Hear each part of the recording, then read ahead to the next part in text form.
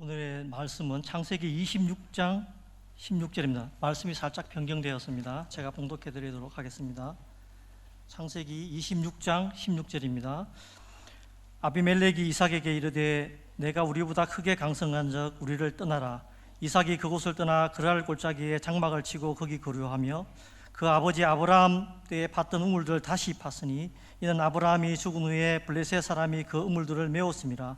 이삭이 그 우물들을 이름을 그의 아버지가 부르던 이름으로 불렀더라. 이삭의 종들이 골짜기를 파서 샘 근원을 얻었더니 그랄 목자들이 이삭의 목자와 다투어 이르되 이 물은 우리의 것이라 하며 이삭이 그 다툼으로 말미암아 그 우물 이름을 에색이라 하였으니 또 다른 우물들을 팠더니 그들이 또 다툼으로 그 이름을 신나라 하였으며 이삭이 거기서 옮겨 다른 우물을 팠더니 그들이 다투지 아니하였으므로 그 이름을 로봇이라 하여 이르되 이제는 여호와께서 우리를 위하여 넓게 하셨으니 이 땅에서 우리가 번성하리로다 하였더라. 아멘. 오늘 말씀은 샘 근원을 얻으라라는 말씀인데요. 우리 목사님 건강 위해서 우리 함께 기도해 주시기 바랍니다. 그래서 우리 목사님께서 또 하나님 맡기신 모든 사명들 감당하시는데 부족함이 없도록 저희 모든 성도가 함께 목사님 위해서 기도해 주셔야 될 시간표이고 또 저를 위해서도 지금 기도해 주시기 바랍니다. 신앙생활을 하면서 하나님께서 제 입술에 가장 고백하고 또 저에게 듣고 싶어 하시는 단어가 있다면 여러 가지 단어가 있지만 결국 하나님은 저에게 하나님의 은혜가 해답입니다 라는 말씀을 듣기 원하심을 믿습니다. 은혜가 해답입니다. 우리가 하나님의 은혜를 받으면 반드시 승리하게 될 줄 믿으시기 바랍니다. 창세기 6장 8절에 보면 그러나 노아는 하나님께 은혜를 입었더라 라는 말씀이 있습니다. 그 노아 시대에 그 어마어마한 핍박과 또 많은 타락의 시대 속에서 노아가 120년이라는 시간을 하나님의 사명 감당하고 마침내 승리할 수 있었던 것은 하나님의 은혜임을 믿습니다. 히브리서 4장 16절에 보면 그러므로 우리는 긍휼하심을 받고 때를 따라 돕는 은혜를 얻기 위하여 은혜의 보좌 앞에 담대히 나아갈 것이라 이렇게 말씀하셨습니다. 하나님 우리에게 은혜를 부어주시기 원하십니다. 우리가 은혜가 받으면 하나님의 살아계심이 느껴집니다. 그리고 하나님 나와 함께 하시는구나 라는 것이 믿어지고 하나님의 말씀이 반드시 성취되어질 것이라는 그런 믿음이 우리에게 오게 됩니다. 근데 하나님은 이 은혜를 우리에게 주기 원하시는 줄 믿습니다. 그래서 우리가 히브리서 4장 16절에 보면 하나님 우리에게 은혜를 주시는데요, 그 은혜의 동기가 무엇이냐, 하나님 왜 우리에게 은혜를 주시기 원하시느냐, 바로 긍휼하심이라고 하셨습니다. 긍휼하심이라는 것은 측은하게 보고 불쌍히 본다라는 거예요. 그 말은 세상적으로 봤을 때는 좋은 의미가 아니지만 하나님의 긍휼하심은 모든 은혜의 동기이십니다. 그 말은 우리를 돕고자 하시는 마음이 강하시다는 거예요. 내가 도와줘야 되는데, 내가 도와주기 원하는데, 그래서 우리는 하나님 앞에 그 은혜를 간구하고 나아가면 하나님 반드시 그 은혜를 우리에게 부어주실 줄 믿으시기 바랍니다. 그리고 그 은혜가 결국엔 은혜를 받은 자가 이기게 되어 있습니다. 올해 하나님께서 우리에게 새로운 시작이라는 말씀을 주셨습니다. 고린도서 5장 17절에 그런즉 누구든지 그리스도 안에 있으면 새로운 피조물이라 이전 것은 지나갔으니 보라 새 것이 되었도다 이렇게 말씀하셨습니다. 우리의 이전 것은 지나갔다, 이제는 우리가 그리스도 안에서 새로운 피조물이 되었다라고 말씀하십니다. 새로운 피조물이 되었다라는 것은 우리가 비록 이 땅에 살고 있지만 우리의 신분이 바뀐 것이고 우리의 배경이 바뀐 것이고 우리는 하나님의 백성으로 살아가고 있다는 겁니다. 이전에 우리가 살던 이 땅의 원리, 이 땅의 가치, 이 땅의 우리의 삶의 배경이 아니라 우린 비록 이 땅에 살고 있지만 우리의 배경이 하나님이시고 하나님의 원리와 법칙 속에 우리가 살아가심을 믿으시기 바랍니다. 로마서 1장 17절에 복음에는 하나님의 의가 나타나서 믿음으로 믿음에 이르게 하나니 기록된 바 오직 의는 믿음으로 말미암아 살리라 함과 같으니라. 이제 우리는 주님을 믿는 믿음으로 살아가는 것이 우리의 삶의 새로운 방식입니다. 그래서 하나님께서 우리에게 새로운 시작을 위하여 우리가 해야 될 것은 언약궤를 따라가라 이렇게 말씀하셨습니다. 언약궤라는 것은 제사장이 맨 언약궤를 따라가면 요단을 건너게 되고 여리고가 무너지는 역사가 일어나게 됩니다. 언약궤는 곧 우리 주일의 강단의 말씀이고, 이 말씀을 붙잡고 나의 삶에 그 말씀을 따라가신다면 반드시 우리 앞에 요단이 갈라지고 여리고가 무너지는 하나님의 백성의 축복을 받게 될 줄 믿으시기 바랍니다.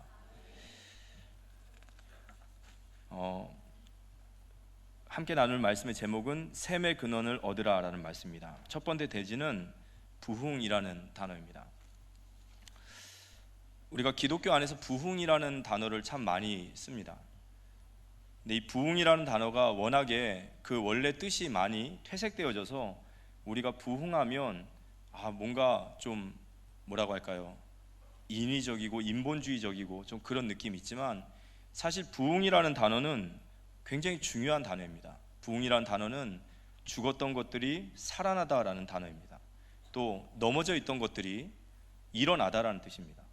그리고 무너졌던 것들이 다시 재건되다라는 뜻입니다. 그래서 저는 하나님의 꿈이 무엇이냐라고 할 때, 하나님은 이 땅에 부흥을 꿈꾸십니다. 이 땅에 하나님 떠나 있는 백성들, 이 땅에 하나님 모르고 죽어가는, 그리고 넘어져 있는, 그리고 실패한 인생들이 복음을 만나서 살아나고 일어나고 재건되어지는 것이 하나님의 뜻이며 하나님의 꿈이신 줄 믿습니다. 요한복음 3장 16절 17절에 보면, 하나님이 세상을 이처럼 사랑하사 독생자를 주셨으니 이는 그를 믿는 자마다 멸망하지 않고 영생을 얻게 하려 함이라. 하나님의 뜻은 이 땅의 멸망이 아니라 이 땅에 영생을 얻는 길을 얻기를 원하시는 줄 믿습니다. 에스겔서 18장 23절에 보면 주 여호와의 말씀이니라. 내가 어찌 악인이 죽는 것을 조금인들 기뻐하랴. 그가 돌이켜 그 길에서 떠나 사는 것을 어찌 기뻐하지 아니하겠느냐 그러셨습니다. 하나님의 소원은 멸망이 아니라 생명이시고, 그래서 하나님의 뜻은 이 땅의 부흥입니다. 그래서 하나님께서 이 땅에 그리스도를 보내셨습니다. 그리스도는 이 땅을 회복하시기 위하여 오신 바로 부흥의 주역이십니다. 그런데 이 주님께서 요한복음 20장 21절에 아버지께서 나를 보내신 것 같이 나도 너희를 보내노라 하셨습니다. 바로 이 땅의 부흥의 주역으로 우리 교회를 세우심을 믿으시기 바랍니다.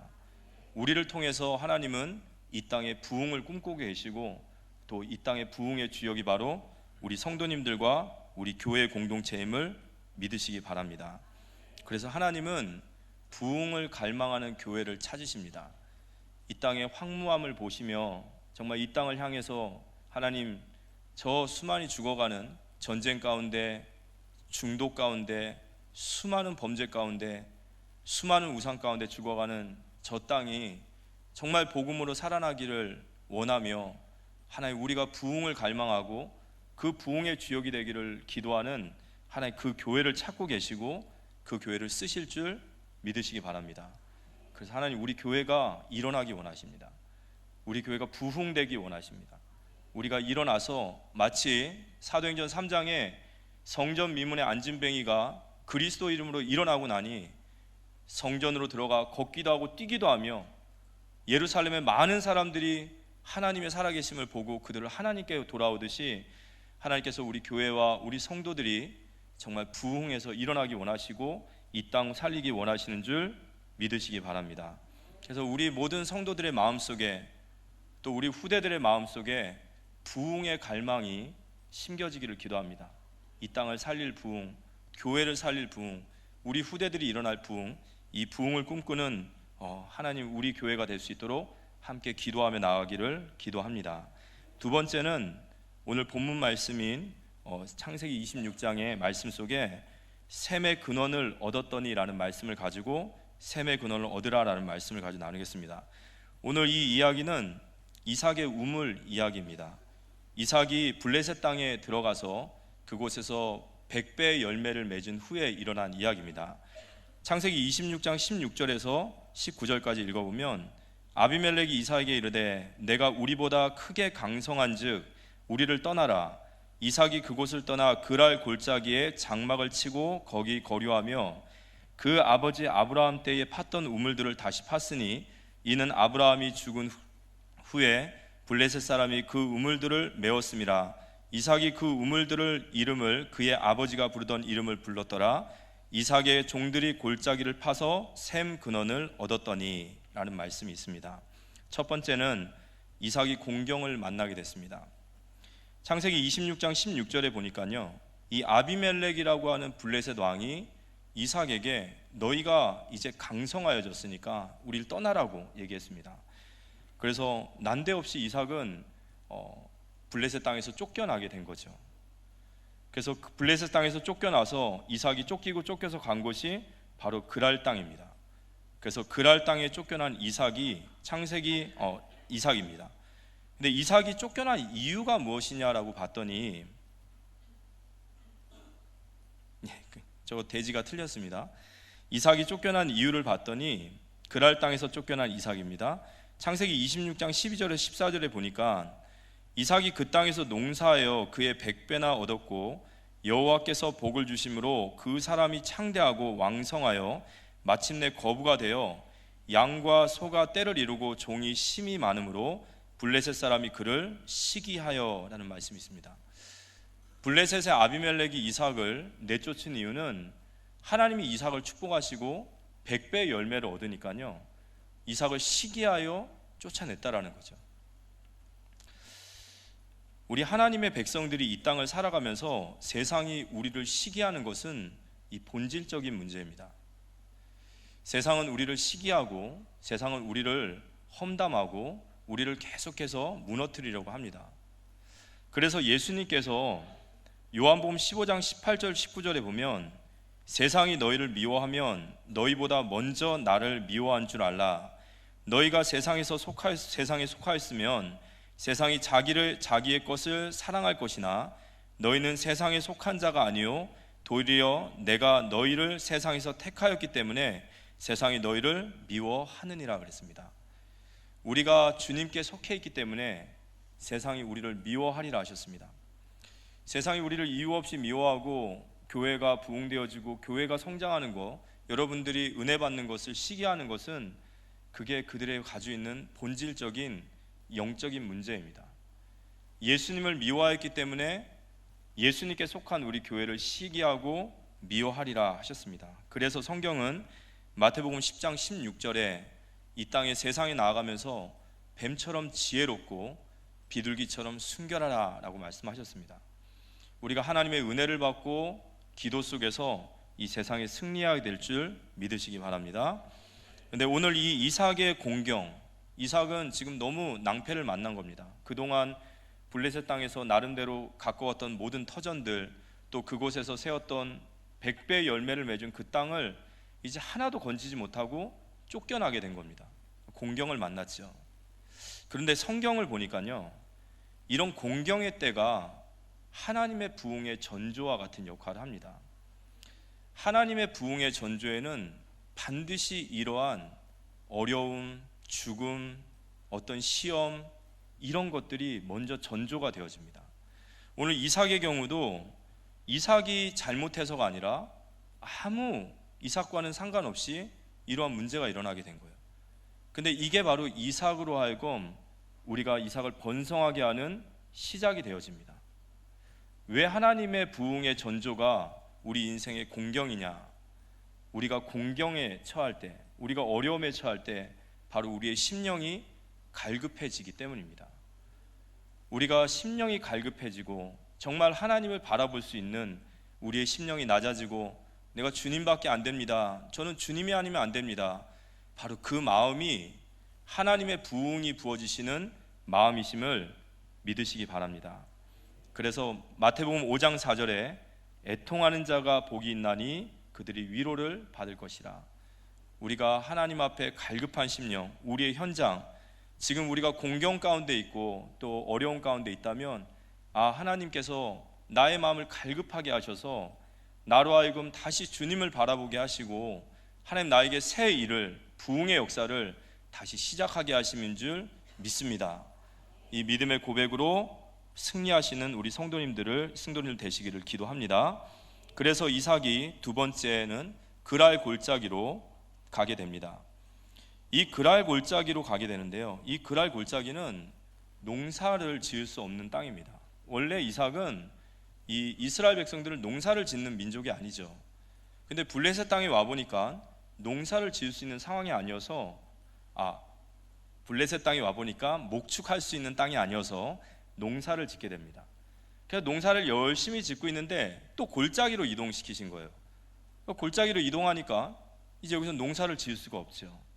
저는 이 부분을 보면서 우리가 하나님을 상상하고 우리가 하나님의 뜻을 다 알 수 없다라는 겁니다.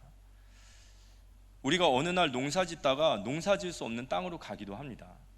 그런데 우리는 그 속에서도 우리의 상상을 넘어서는 하나님의 역사를 바라봐야 될 줄 믿으시기 바랍니다.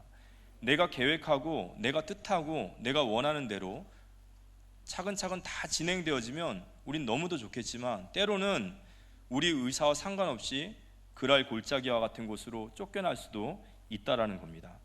하지만 이곳이 하나님의 새 일이 시작되는 현장인 줄 믿으시기 바랍니다. 이사야 43장 19절에 보면 보라 내가 새 일을 행하리니 이제 나타낼 것이라 너희가 그것을 알지 못하겠느냐 내가 반드시 광야의 길을 사막의 강을 내리니. 하나님께서는 우리의 상상을 넘어서는 하나님이십니다. 그랄 골짜기에 우리가 계획하지 않았을지라도 그곳에서 하나님은 새 일을 여시는, 하나님께서 광야의 길을 내시고 사막의 강을 내시는 바로 전능하신 하나님이심을 믿고 그곳에서 믿음을 고백하는 우리 되어지기를 기도합니다. 그 그랄 골짜기에서 이제 이삭이 그곳에서 서게 됩니다. 근데 이곳에서 이삭이 두 가지를 합니다. 첫 번째는 하지 않은 것이 있고 두 번째는 그가 한 것이 있습니다. 그가 하지 않은 것은 무엇이냐면요, 그는 다투지 않았습니다. 이삭이 계속해서 우물을 파면 이 블레셋 사람들이 쫓아와서 그 우물을 메꾸고 또 우물을 파면 또 우물을 메꾸는 겁니다. 계속해서 시비를 걸고 계속해서 싸우는 겁니다. 그런데 이삭은 여기서 싸우지 않습니다. 다투지 않습니다. 그냥 밀려가면 밀려가는 대로, 쫓겨가면 쫓겨나는 대로 갑니다. 우리가 세상 살면서 다투지 않고 밀려가고 쫓겨가면 사람들은 우리 보면서 미련하다 얘기할 수 있습니다. 저렇게 하면 되겠냐라고 합니다. 하지만 이삭은 밀려가고 밀려가는데 결국 이삭은 승리하게 됨을 믿으시기 바랍니다. 우리가 하나님 앞에서 우리가 세상과 다툴 것이 없는 것은 하나님이 이 그랄 골짜기에서도 우리를 새 일을 행하신다라는 것을 믿고 우리는 세상과 다투지 않고 거기서 우리가 인본주의 쓰고 다투는 것이 아니라 우리가 하나님의 말씀 속에 계속해서 인도받아가는 우리 모두가 되어지기를 기도합니다. 마태복음 5장 5절에 온유한 자는 복이 있나니 그들이 땅을 기업으로 받을 것이니라. 창세기 49장 22절 24절에 보면 요셉은 무성한 가지 곧 샘 곁에 무성한 가지로다. 그 가지가 담을 넘었도다. 활 쏘는 자가 그를 학대하며 적개심을 가지고 그를 쏘았으나 요셉의 활은 도리어 굳세며 그의 팔은 힘이 있으니 이는 야곱의 전능자의 이스라엘 반석인 목자의 손을 힘입음이라 그랬습니다. 요셉은 활 쏘는 자가 요셉을 확대했고 요셉을 죽이려고 했습니다. 그렇지만 전능자의 손이 요셉과 함께 하심으로 그는 무성한 가지가 돼서 담을 넘는 그 축복을 받게 됨을 믿으시기 바랍니다. 이삭이 쫓겨가지만 이삭은 하나님의 손에 붙들려 있는 자이기 때문에 반드시 이삭은 축복을 받게 됩니다. 그리고 두 번째, 이삭이 한 일이 있습니다. 이삭이 그랄 골짜기에서 가장 먼저 한 것은 그런 우물을 다시 파기 시작했습니다. 오늘 창세기 26장 18절과 19절을 보면 그 아버지 아브라함 때에 팠던 우물들을 다시 팠으니 이는 아브라함이 죽은 후에 블레셋 사람이 그 우물들을 메웠습니다. 이삭이 그 우물들의 이름을 그의 아버지가 부르던 이름으로 불렀더라. 이삭의 종들이 골짜기를 파서 샘 근원을 얻었더니, 이삭이 하지 것은, 이삭은 싸우지 않고 다투지 않았다. 그리고 이삭이 한 것은 우물을 팠다라는 겁니다. 아브라함이 팠던 옛 우물을 다시 팠다라는 겁니다. 이 우물을 파다라는 말이 어떤 의미일까요? 팔레스타인에서 우물이라는 것은 곧 생명을 얘기하죠. 아브라함과 아브라함의 가족에게 지금 가장 필요한 것이 무엇이냐 이거죠. 아브라함이 이거저거 생각할 것이 아니라 지금 나와 내 가족이 생명을 얻기 위해서, 살기 위해서 가장 필수적이고 가장 필요한 것이 무엇이냐? 바로 그게 우물이라는 겁니다. 이삭은 그랄 골짜기에서 우물을 판 것입니다. 이게 바로 우리 하나님의 자녀들이 이 땅에 살면서 우리의 시선입니다. 우리가 세상에 살면서 가장 중요한 것이 무엇이냐? 가장 본질이 무엇이냐? 우리의 생명과 우리가 여기서 살아가면서 나에게 가장 필요한 것이 무엇이냐? 그 본질을 볼 수 있는 것이 바로 우리 신자의 시선인 줄 믿으시기 바랍니다. 그래서 이 말은 우리에게, 지금 우리에게 무엇이 가장 필요한가라는 바로 그 질문과 같습니다. 다양한 것도 있고 여러 가지도 있지만 정말로 우리에게 필요한 본질이 무엇이냐? 이삭이 우물을 팠다라는 것은 그 본질을 붙잡았다라는 의미입니다. 이 본질을 붙잡은 이삭에게 하나님이 샘 근원을 얻게 하신 줄 믿으시기 바랍니다. 이삭은 쫓겨가는 곳마다 가장 먼저 했던 것이 뭐냐? 에색, 신나, 르호봇까지 계속해서 우물을 팠습니다. 왜냐? 우물은 본질이고 생명의 근원이기 때문입니다. 그래서 오늘 말씀을 마치면서 오늘 이삭에게 부흥의 전조는 이삭의 공경에 처했다라고 말씀하셨습니다. 우리가 살면서 이삭과 같은 공경에 처할 때가 있습니다. 그렇지만 우리는 복음의 눈으로 이러한 공경한 상황이 하나님이 나를 향하신 새 일을 행하시는 시간표라고 우리는 믿음의 결단을 하시기를 바랍니다. 이게 영적인 싸움이죠. 우리가 믿음으로 살아야 된다는 겁니다. 비록 나에게 지금 공경에 처한 일이 있을지라도 여기가 바로 하나님의 새로운 시작의 땅이고 여기서 하나님의 부흥의 역사가 부어질 것이다 라는 것을 믿음으로 고백하며 나아가는 우리 모두가 되어지기를 기도합니다. 23년이 이제 한 달 정도 가량 남았습니다. 올 한 해 하나님 우리에게 맡겨주신 일을 끝까지 충성하며 나아가는 우리 모든 충성된 자 되기를 기도합니다. 그리고 이제 23년을 이제 남겨둔 이 한 달, 두 달이라는 시간은 우리에게는 24년을 시작할 수 있는 중요한 우리의 시작이라고 저는 생각됩니다. 그런 말씀 속에서 오늘 우리가 세 가지 말씀 붙잡았으면 좋겠습니다. 오늘 이삭이 그랄 골짜기에서 우물을 파서 샘의 근원을 얻었다라는 말씀 속에서 첫 번째는 먼저 우물을 파기 전에 이 우물 속에 매어 있는 것들을 걷어내야 됩니다. 아브라함이 팠던 우물을 이삭이 파기 시작하는데요, 그 우물을 파기 전에 블레셋 사람들이 그곳에 흙으로 메었다라고 했습니다. 우리가 샘의 근원을 얻기 위하여 우물을 파기 전에 먼저 해야 될 것은 온갖 쓰레기와 같은, 블레셋 사람들이 집어넣은 온갖 쓰레기와 같은 그 메어있는 우물을, 쓰레기를 걷어내야 됩니다. 우리에게 먼저 걷어내어지는, 우리의 메어진 것들이 무엇인지를 알고 그걸 걷어내는 우리 모든 성도님들 되시기를 예수님의 이름으로 기도합니다. 두 번째는 샘의 근원을 얻으라입니다. 오늘 이삭이 그랄 골짜기에서 쫓겨난 그곳에서 가장 먼저 한 것이 우물을 팠다라고 했습니다. 이 우물을 팠다라는 것은 이삭과 그의 가족에게 있어서 생명의 근원이고 이것은 본질의 문제입니다. 이 우물을 팠다라는 것이 바로 가장 중요한 본질입니다. 우리가 회복해야 될 본질이 무엇인지, 우리가 처해져 있는 이 공경 속에서 또는 지금 우리의 환경 속에서 우리가 지금 바라봐야 될 우리가 본질이 무엇인지, 우리가 회복해야 될 본질이 무엇인지 우리가 질문하는 이 한 주간 되었으면 좋겠습니다. 우리 가족들끼리 모여서 우리 가정에 얻어야 될 셈의 근원, 본질이 무엇일까? 우리 부서가 함께 모여서 우리가 정말로 파야 될 이 우물의 본질이 무엇일까? 우리 교회가 함께 모여서 정말 하나님, 우리가 무엇이 우리에게 본질입니까? 이 본질을 질문할 수 있는 우리 모두가 되어주시기를 기도합니다. 저는 이 부분을 좀 묵상하면서 우리가 회복돼야 될 거, 복음, 예배, 기도, 전도, 우리 후대, 교회, 세계복음화, 이런 많은 것들도 있지만 저는 우리가 진정으로 회복돼야 될 셈의 근원은 바로 하나님이시고 바로 예수 그리스도이심을 고백할 수밖에 없습니다.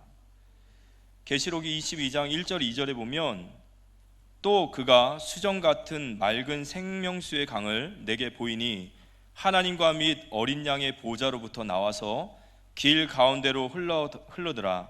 강 좌우에 생명나무가 있어 12가지 열매를 맺되 달마다 그 열매를 맺고 그 나무 잎사귀들은 만국을 치료하기 위하여 있더라. 생명수의 강, 그 생명수의 강은 어린 양의 보좌로부터 흘러나옵니다.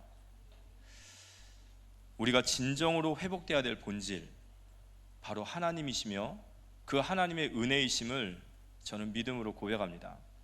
우리가 하나님을 찾고 정말 하나님이 우리의 본질 되시고 그 예수님만이 우리의 본질 되심을 믿고 우리가 그 주님을 다시 붙잡는다면 주님은 우리에게 셈의 근원이 되실 것이고 우리의 모든 것들을 회복시켜 나가실 줄 믿으시기 바랍니다.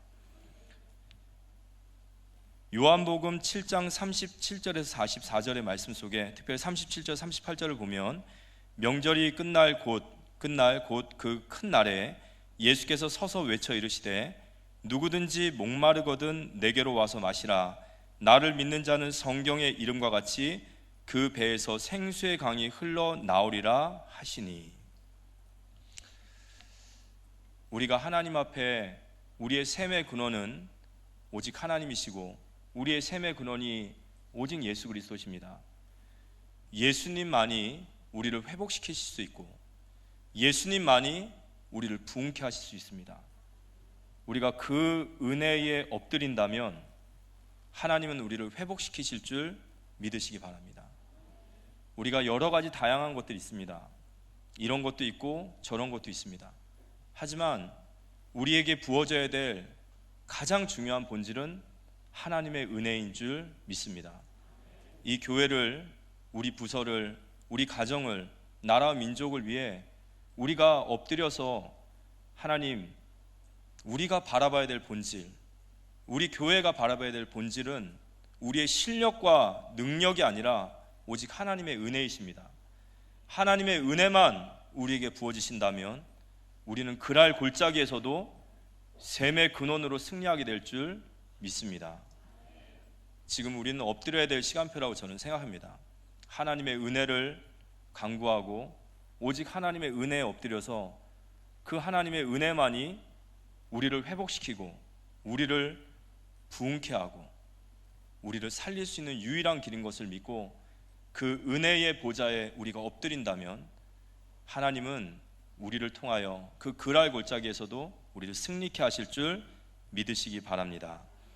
이 본질을 찾은 이삭에게 오늘 창세기 26장 22절에 이삭이 거기서 옮겨 다른 우물을 팠더니 그들이 다투지 아니하였으므로 그 이름을 르호봇이라 하여 이르되 이제는 여호와께서 우리를 위하여 넓게 하셨으니 이 땅에서 우리가 번성하리로다 하였더라. 본질을 찾은 이삭에게 하나님께서 그 땅에 번성하는 축복을 주신 줄 믿습니다.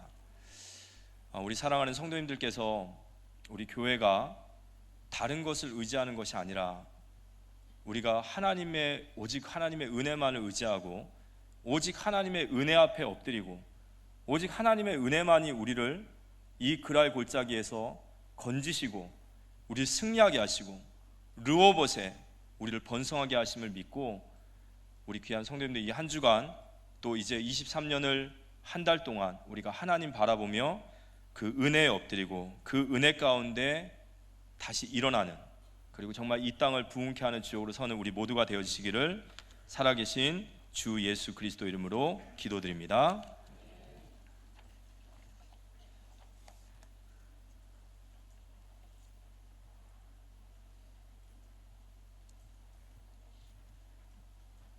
예, 제가 잠깐 기도하겠습니다. 하나님 아버지 감사합니다. 하나님, 오늘 샘 근원을 얻으라라는 말씀을 통하여 우리에게 지금 가장 필요한 것, 근원, 우리의 본질을 다시 한번 확인하게 하심을 감사합니다. 우리의 다양한 여러 가지가 아니라 우리가 정말 하나님의 은혜에 엎드리고 그 하나님의 은혜만을 구하고 그 하나님의 은혜만이 우리를 다시 회복시키시고 우리를 소성케 하시며 우리를 승리하실 것을 믿고 우리 모든 성도님들이 각자의 현장에 주님의 은혜 앞에 엎드리는, 그리하여 부흥의 주역으로 일어나는 우리 모두가 되게 역사하여 주시옵소서. 감사드렸고 살아계신 주 예수 그리스도 이름으로 기도드립니다. 아멘.